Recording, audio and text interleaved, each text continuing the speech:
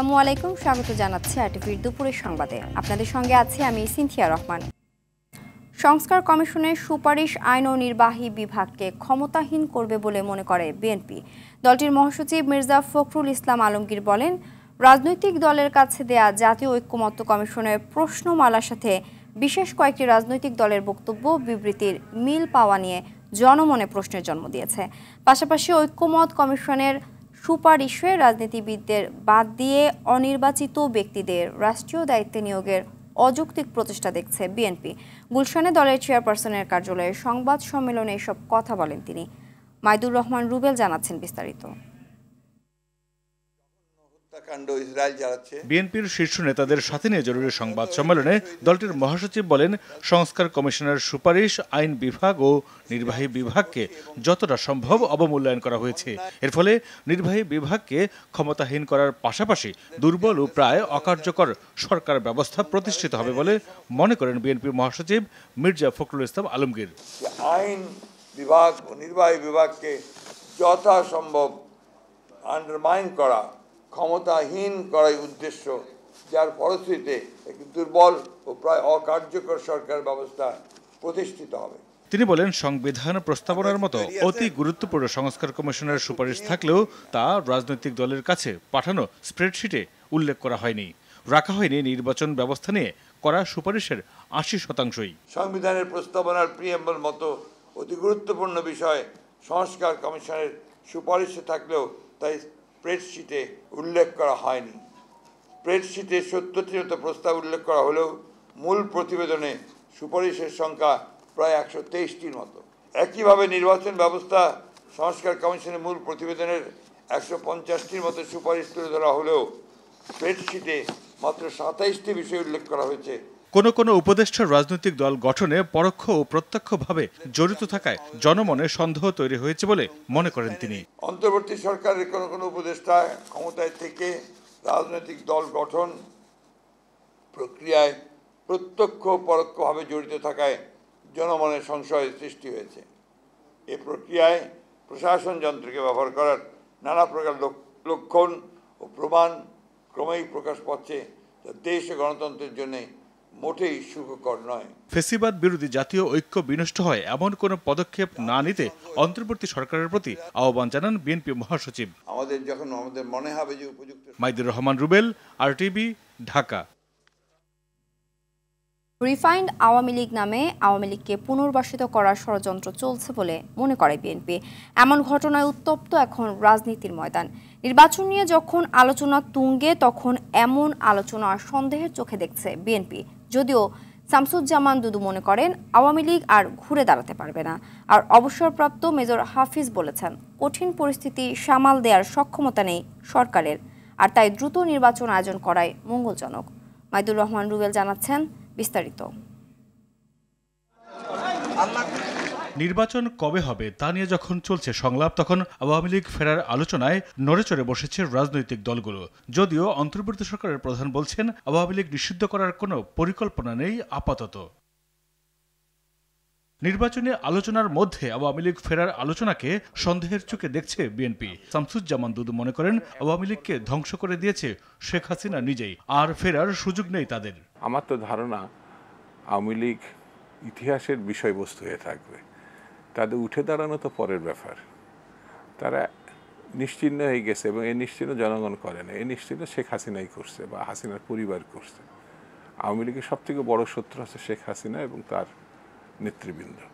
এসব অজুহাতে নির্বাচন পেছানোর চেষ্টা করলে সংকট এবং বিপদ আরও বাড়বে বলে মনে করেন বিএনপির এই নেতা। নির্বাচন বিলম্বিত করতে চাইলে রাজপথে নামবে বিএনপি। সরকারের উপরে আমাদের যথেষ্ট আস্থা আছে, তারপরেও যদি কোনো ষড়যন্ত্রের কারণে নির্বাচন বিলম্বিত হতে যায়, প্রয়োজনে যদি এই রাজপথে নামতে হয়, সেটা বিএনপি নামবে। সরকার থেকে পদত্যাগ করে জাতীয় নাগরিক পার্টি গঠন করে সরকারে থাকা বন্ধুদের কাছ থেকে বিশেষ সুবিধা নিতে পারেন বলে সন্দেহ বিএনপির। উপদেষ্টা যিনি বর্তমানে প্রধান হয়েছেন, তিনিও মাত্র পদত্যাগ করেছেন, উনি সরকারে ছিলেন। এই অবস্থা থেকে এখনো যারা আছেন তারাও তো তাদেরই সার্কেল, বন্ধু, এটা একটা প্রভাব বিস্তার করতেই পারে। অন্তর্বর্তী সরকারে যোগ্য লোকের অভাব নেই, তবে রাজনৈতিক দক্ষতার অভাবে দেশ অস্থিতিশীল হতে পারে বলে মনে করেন বিএনপির নীতি নির্ধারণী ফোরামের এই নেতা। ডিসেম্বরের মধ্যে নির্বাচন হবে, এতে আমরা সন্তুষ্ট আছি। যদিও আরও আগে নির্বাচন আরও এগিয়ে আনলে জনগণের দুঃখ কষ্ট কম হতো, কারণ বর্তমান সরকার একটি দুর্বল সরকার, রাষ্ট্র পরিচালনার জন্য এরা উপযুক্ত নয়। এনজিও পরিচালনা করা এবং রাষ্ট্র পরিচালনা করার মধ্যে অনেক তফাৎ, এটি তারা নিশ্চয়ই উপলব্ধি করছেন। নির্বাচিত সরকারের শক্তি অন্যরকম, তারা দেশের যাবতীয় সমস্যার সমাধান করার জন্য অতীতের যে কোনো সরকারের চেয়ে আরও বেটার উদ্যোগ নেবেন বলে আমরা আশা করি। পরিস্থিতি নিয়ন্ত্রণের বাইরে চলে যাওয়ার আগে রাজনৈতিক দলগুলোর সাথে আলোচনা করে যত দ্রুত সম্ভব নির্বাচনের তাগিদ বিএনপি নেতাদের। মাইদুর রহমান রুবেল, আরটিভি, ঢাকা। অধ্যাদেশ জারির মাধ্যমে সংবিধান সংশোধনের পক্ষে মত দিয়েছে খেলাফত মজলিস ও বাংলাদেশ লেবার পার্টি। সব পর্যায়ে সরাসরি ভোটের পক্ষে অবস্থান জানিয়ে আগামী নির্বাচনে আওয়ামী লীগের প্রতিদ্বন্দ্বিতার সুযোগ নেই বলে জানায় খেলাফত মজলিস। আর প্রাদেশিক ব্যবস্থা চায় না লেবার পার্টি। জাতীয় ঐক্যমত কমিশনের সঙ্গে বৈঠকে এসব মত তুলে ধরে দল দুটি। অরুণ গফুরের রিপোর্ট।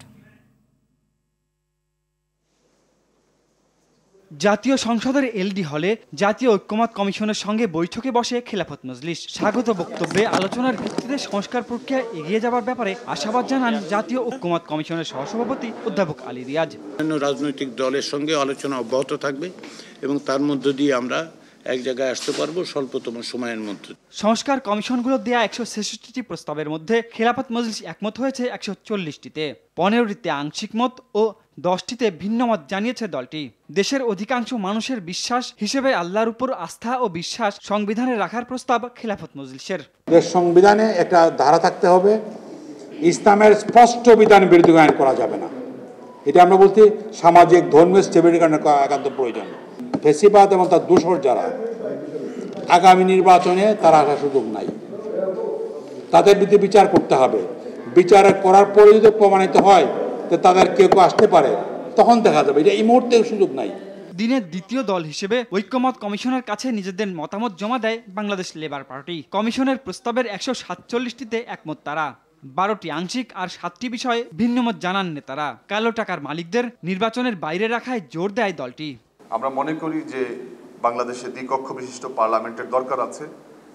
আমরা এই যে 4টা প্রদেশের কথা বলা হয়েছে, আমরা এই 4টা প্রদেশকে আমরা সন্দেহের চোখে আমাদেরকে দেখি। আগামীতে যেন কোনোভাবে ফ্যাসিবাদ মাথাচাড়া দিয়ে উঠতে না পারে, নতুন কোনো ফ্যাসিবাদ সৃষ্টি না হয়, এজন্য আমাদের আইন করা লাগতেছে, এজন্য আমাদের সংস্কার করার প্রশ্ন আসতেছে। এজন্য এই সবগুলোকে মাথায় রেখেই কিন্তু আমাদেরকে এই সংবিধান সংশোধন করতে হবে। এজন্য আমরা বলেছি যে এগুলো অধ্যাদেশের মাধ্যমে সম্ভব নির্বাচনের আগে। নির্বাচনের আগেই সংস্কার প্রক্রিয়া শেষ করা সম্ভব বলেও মত দেয় লেবার পার্টি ও খেলাফত মজলিস। আমরা নির্বাচনে পরে যাই নাই, আমরা সব 3 বছর আগে হয়ে যাওয়া উচিত। অরণ্য গফুর, আরটিভি, ঢাকা। নির্বাচনে প্রার্থীর বয়স ন্যূনতম 23 বছর চায় জাতীয় নাগরিক পার্টি। একই সাথে ভোটারদের বয়স 16 বছর করার পক্ষে সমর্থন দিচ্ছে দলটি। রাজধানী বাংলা মোটরে জাতীয় নাগরিক পার্টির অস্থায়ী কেন্দ্রীয় কার্যালয়ে এক সংবাদ সম্মেলনে একথা জানান দলটির যুগ্ম আহ্বায়ক সারওয়ার তুষার। এ সময় সারওয়ার তুষার বলেন, গণপরিষদ নির্বাচনের মাধ্যমে নতুন সংবিধান চাই। প্রয়োজনে একই সাথে গণপরিষদ নির্বাচন ও আইনসভা নির্বাচন হতে পারে।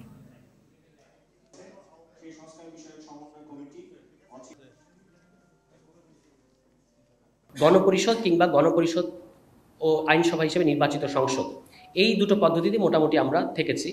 আমরা দেখেছি যে সকল সংশোধনীর ক্ষেত্রে সংবিধান সম্পর্কিত না, যে সকল সংশোধনী বা সংবিধানের সাথে কোনো সম্পর্ক নাই, সেগুলো আমরা বলেছি যে নির্বাচনের আগে অধ্যাদেশ কিংবা প্রশাসনিক ব্যবস্থার মাধ্যমে করা যেতে পারে। ঢাকা বিশ্ববিদ্যালয়ের রাজু সন্ত্রাস বিরোধী ভাস্কর্যের সামনে আওয়ামী লীগ নিষিদ্ধের দাবিতে সমাবেশ ও অবস্থান কর্মসূচি পালন করছেন জুলাই অভ্যুত্থানে আহতরা। সমাবেশে আহত যোদ্ধারা বলেন, অবিলম্বে আওয়ামী লীগকে নিষিদ্ধ করতে হবে এবং 24-এর গণহত্যার দায়ে সাবেক প্রধানমন্ত্রী শেখ হাসিনা ও আওয়ামী লীগের নেতাকর্মীদের দ্রুত বিচার করতে হবে। বিচার বিলম্বিত হলে আওয়ামী লীগ দেশের বিশৃঙ্খলা করার চেষ্টা করবে। আওয়ামী লীগের বিচার না হলে জুলাই অভ্যুত্থানের আত্মত্যাগ বৃথা যাবে। আওয়ামী লীগ নিষিদ্ধের ব্যাপারে সরকারকে কার্যকর ভূমিকা নেওয়ার দাবি জানান অভ্যুত্থানে অংশ নেওয়া শিক্ষার্থীরা।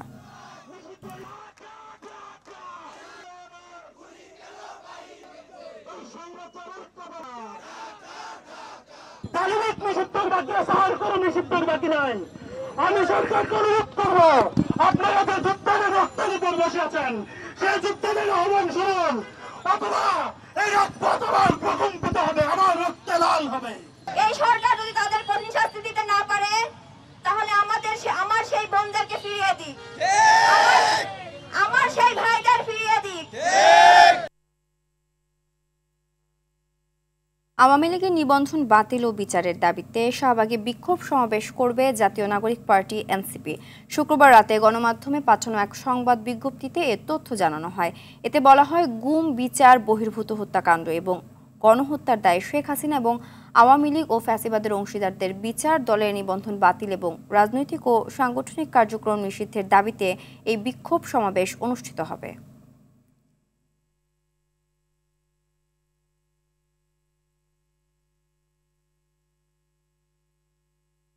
সারা দেশে সাংবাদিকদের শুরুতেই বেতন বিসিএস নবম গ্রেডের সমান দেওয়ার সুপারিশ করেছে জাতীয় গণমাধ্যম সংস্কার কমিশন।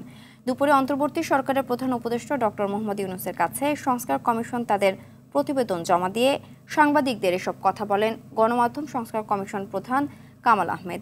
তিনি আরও বলেন, ঢাকায় কর্মরতদের অতিরিক্ত ঢাকা ভাতা নামে অর্থ প্রদানের সুপারিশ করা হয়েছে।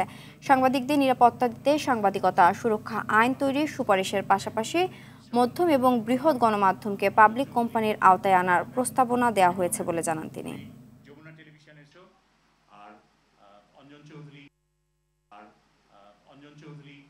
এদের প্রত্যেকের সমস্যা একরকম নয়, এক একজনের এক এক রকম সমস্যা, কিন্তু সাংবাদিকতার সমস্যা সব ক্ষেত্রেই এক। টেলিভিশনের সাংবাদিকেরও যে সমস্যা, পত্রিকার সাংবাদিকেরও সেই সমস্যা, অনলাইনের সাংবাদিকেরও সেই সমস্যা। সুতরাং সাংবাদিকতার সমস্যা, সেটাকে আমরা চিহ্নিত করার চেষ্টা করেছি। সেটা মোকাবেলা করার উপায় কি হতে পারে সেটা আমরা এক্সপ্লোর করেছি। মহাসড়কে বিশৃঙ্খলা নিয়ন্ত্রণ ও নিরাপদ ঈদযাত্রা নিশ্চিতের লক্ষ্যে লক্কর ছক্কর ফিটনেসবিহীন বাস চলাচল বন্ধে যৌথ অভিযানে নেমেছে বিআরটিএ ও ডিএমপি ট্রাফিক বিভাগ। সকালে গাবতলী এলাকা থেকে এ অভিযান শুরু হয়। বিআরটিএ নির্বাহী ম্যাজিস্ট্রেট মোহাম্মদ আনিসুজ্জামানের নেতৃত্বে গাবতলী বাস টার্মিনাল, আমিন বাজার ও বেড়িবাঁধ এলাকার বিভিন্ন গ্যারেজ ও গাড়ির বডি তৈরির প্রতিষ্ঠানে এ যৌথ অভিযান পরিচালনা করা হয়। এ সময় দুটি গ্যারেজ বিআরটিএর লাইসেন্স দেখাতে ব্যর্থ ও ফিটনেসবিহীন বাস চলাচলের উদ্দেশ্যে প্রস্তুতের কারণে মুচলেকা নিয়ে সাবধান করা হয়।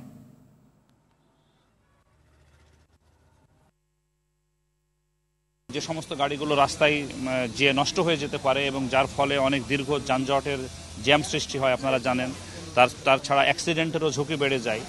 তো এগুলো যাতে কমিয়ে আনা যায়, তো সেই লক্ষ্যেই হচ্ছে আমরা কাজ করছি। সিসিটিভি ক্যামেরা নিয়ন্ত্রণে নিয়ে এসেছি, যাতে যে কোনো জায়গায় যে কোনো ধরনের সমস্যা হলে আমাদের সেটা তাৎক্ষণিক নজরে আসে এবং আমরা ব্যবস্থা গ্রহণ করতে পারি। ঈদকে সামনে রেখে চুরি, ছিনতাই ও ডাকাতি কমিয়ে রাজধানীবাসীর নিরাপত্তা নিশ্চিত করতে বিভিন্ন পয়েন্টে চেকপোস্ট বসিয়ে তল্লাশি চালিয়েছে যৌথ বাহিনী। চেকপোস্টগুলোতে প্রাইভেট কার, মাইক্রোবাস, সিএনজি ও মোটরসাইকেল থামিয়ে কাগজপত্র যাচাই ও তল্লাশি চালানো হয়।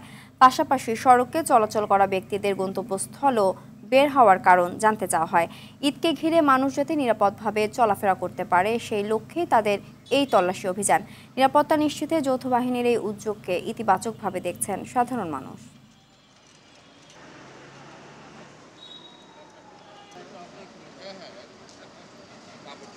সন্ত্রাসী, চাঁদাবাজ, মাদক পরিবহনকারী এবং আইনশৃঙ্খলা, সার্বিক আইনশৃঙ্খলা রক্ষার জন্য সামনে রমজান মাসের, পবিত্র রমজান মাসের ঈদ উপলক্ষে গড়পেরা মানুষ যাতে নির্বিঘ্নে চলাচল করতে পারে সেই লক্ষ্যে আমাদের চেকপোস্ট কার্যক্রম অব্যাহত আছে। ঈদ সামনে রেখে শিল্পাঞ্চল আশুলিয়ার পাইকারি আড়তগুলোতে সবজির দামে স্বস্তি রয়েছে। তবে অন্যান্য নিত্য প্রয়োজনীয় পণ্য, মাছ, মাংস, সয়াবিন তেল সহ মশলা জাতীয় পণ্যের দাম ঊর্ধ্বমুখী। ক্রেতাদের অভিযোগ, বাজারগুলোতে প্রশাসনের নজরদারি না থাকায় এসব পণ্যের মূল্য নিয়ন্ত্রণহীন হয়ে পড়েছে। অনেকটা নিরুপায় হয়ে বেশি দামে পণ্য কিনছেন তারা। আশুলিয়ার সর্ববৃহৎ পাইকারি আড়ত বাইপাইলে দেখা যায় পেঁয়াজ, রসুন, বেগুন, আলুসহ মৌসুমি সবজির দাম নাগালের মধ্যে রয়েছে। তবে মাছ, মাংস, চাল ও সয়াবিন তেলের দাম বাড়তি।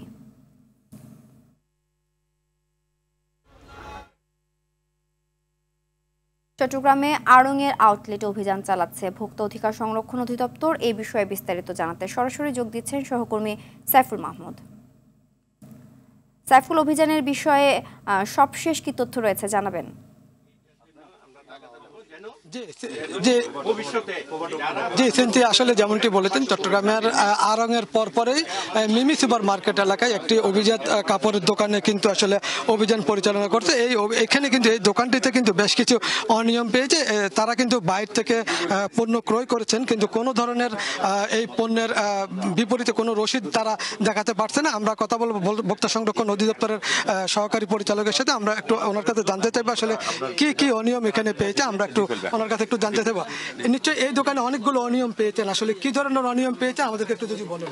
অনিয়মে হচ্ছে এখানে উচ্চ মূল্যের কিছু পোশাক আছে, উচ্চ মূল্য থাকতেই পারে, ওনার ক্রয় অনুসারে সেই উচ্চ মূল্য উনি নেবেন, সেটা হতে পারে, কিন্তু ক্রয় ভাউচারে তো উনি দেখাতে পারছেন না এবং এটা দাবি করছেন বিদেশি, সেটার ডকুমেন্টও নাই।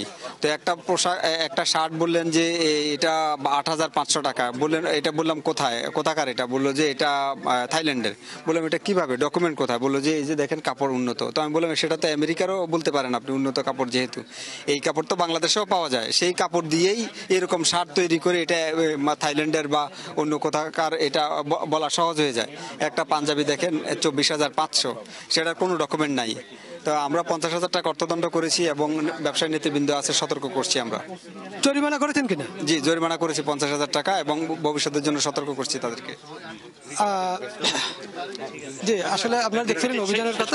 এই দোকানটিকে ৫০,০০০ টাকা জরিমানা করেছে বিভিন্ন অনিয়মের কারণে। ছিনতাই, এই ছিল অভিযান নিয়ে আমার কাছে সর্বশেষ সংবাদ। ধন্যবাদ। বান্দরবানের নাইখংছড়ির ঘুমধুমে তুমরু সীমান্তে মিয়ানমার থেকে ছোড়া গুলিতে ২ যুবক আহত হয়েছে। তারা হলেন জাহাঙ্গীর আলম ও নূর হোসেন। শুক্রবার রাতে কাঁটা তারের বেড়ার পাশে এই ঘটনা ঘটে। গুলিবিদ্ধ জাহাঙ্গীর উখিয়ার একটি হাসপাতালে চিকিৎসাধীন রয়েছে। স্থানীয়রা জানান তারা চোরা চালানে জড়িত ছিল এবং মিয়ানমার থেকে লক্ষ্য করে তাদের উপর গুলি ছোড়া হয়। এ বিষয়ে ঘুমধুম পুলিশ ফাঁড়ির ইনচার্জ জাফর ইকবাল জানান, মিয়ানমারের অভ্যন্তরে প্রবেশ করার চেষ্টার সময় গুলি করা হয় ওপার থেকে। তারা চোরা চালানে জড়িত কিনা তা খতিয়ে দেখার কথাও জানান তিনি।